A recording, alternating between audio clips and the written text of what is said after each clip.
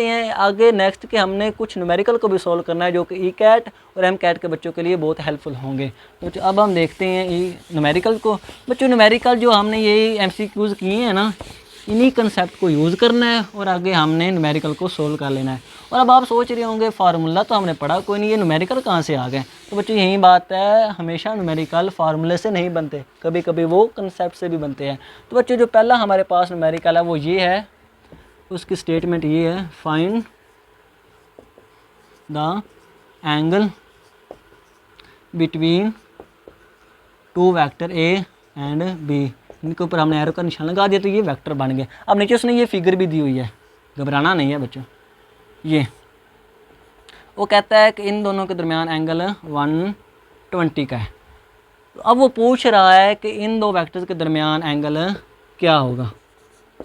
तो बच्चों अब हमने पुरानी अपनी इंफॉर्मेशन को इकट्ठा करना है, ज़हन में बिठाना है और सोचना है कि जब भी दो वेक्टर के दरमियान एंगल को देखना है तो उसको हमने हमेशा टेल बाय टेल से जोड़ना है। तो आपने क्या किया कि उसको अब टेल बाय टेल से जोड़ना है। और दूसरा आपको कंसेप्ट याद आया कि हमने जब भी वेक्टर को शिफ्ट करना है तो किस डायरेक्शन में शिफ्ट करना है, पैरेलल डायरेक्शन में शिफ्ट करना है। तो आपने इस वेक्टर को उठाया और यहाँ पर आपने इसको शिफ्ट कर दिया और साथ ही साथ उसको टेल से मिला दिया। तो ये बच्चों वेक्टर हमारे पास शिफ्ट होकर यहाँ आ गया। अब हमें बच्चों ये वाला एंगल चाहिए, ये हमारी रिक्वायरमेंट है कि हमें दो वेक्टर के दरमियान एंगल चाहिए। अब हमें ये भी पता है कि जब भी दो लाइनें स्ट्रेट होती है तो उनके दरमियान हमेशा 180 का एंगल बन आता है। तो बच्चों इधर भी ये जो वेक्टर है यहाँ पर शिफ्ट होकर आया तो इनके दरमियान कितना एंगल बनेगा, 180 का, क्योंकि ये तो एक स्ट्रेट लाइन ही है ना। अब उसने ये वाला और ये वाला तो दिया हुआ है, उसने कहा ये वाला 120 है, तो हमें क्या चाहिए, इतना सारा।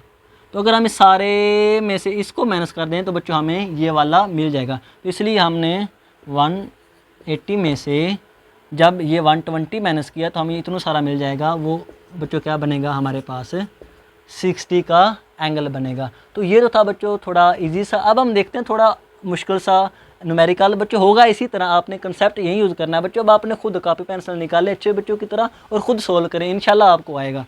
तो दूसरा बच्चों हमारे पास जो न्यूमेरिकल है होगा वो भी यही इसी तरह का कंसेप्ट बच्चों यही यूज़ होगा। तो बच्चों हमारे पास दूसरा इस तरह का न्यूमेरिकल, उसने ये कहा है कि ये हमारे पास फ़र्ज़ करो दो वेक्टर हैं। बच्चों ई कैट और एम कैट में इसी तरह के न्यूमेरिकल आते हैं, कोई ये नहीं कि सीधी स्टेटमेंट दी होगी और हमें आंसर मिल जाएगा। बच्चों इसी तरह के कंसेप्ट वाले और फिगर वाले न्यूमेरिकल वहाँ पे होते हैं। तो बच्चों ये हमारे पास ए वेक्टर है, ये बच्चों हमारे पास बी वेक्टर है और उसने कहा कि इसका इधर से एंगल 60 है, इसका इधर से एंगल 45 है और कहा कि हमारे पास मालूम करो दो वेक्टर के दरमियान एंगल क्या होगा।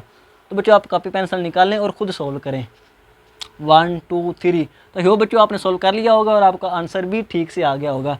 बच्चों अब हमने पीछे वाली सारी इन्फॉर्मेशन को दोबारा इकट्ठा किया और देखा कि जब भी दो वेक्टर के दरमियान एंगल को देखना है तो हमने उसको टेल बाय टेल जोड़ना है। तो हम यहाँ पहुँचे, एक ये वेक्टर है, अब हमने इसको पैरेलल में शिफ्ट कर दिया तो ये बच्चों ये वाला आ गया।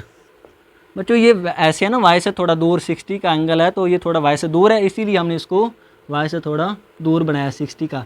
और ये वाला कितना था, ये पहले वाले का, ये बच्चों हमारे पास था 45 का। अब बच्चों हमें क्या चाहिए, हमें तो ये इतना सारा चाहिए, हमें बच्चों ये वाला एंगल चाहिए जो कि इन दो वेक्टर्स के दरमियान बन रहा है जब हमने उनको टेल बाय टेल से जोड़ा। तो बच्चों अब हमने क्या करना है, इतने में से इतने को माइनस करेंगे तो हमारे पास ये इतना सा एंगल हमें मिल जाएगा। तो बच्चों 60 को जब हम माइनस करेंगे 45 में से तो हमारे पास 15 आंसर आ जाएगा। तो यहाँ से पता चला कि दो वेक्टर्स के दरमियान एंगल क्या हुआ, 15 का एंगल हुआ। तो ये तो था बच्चा हमारे पास वेक्टर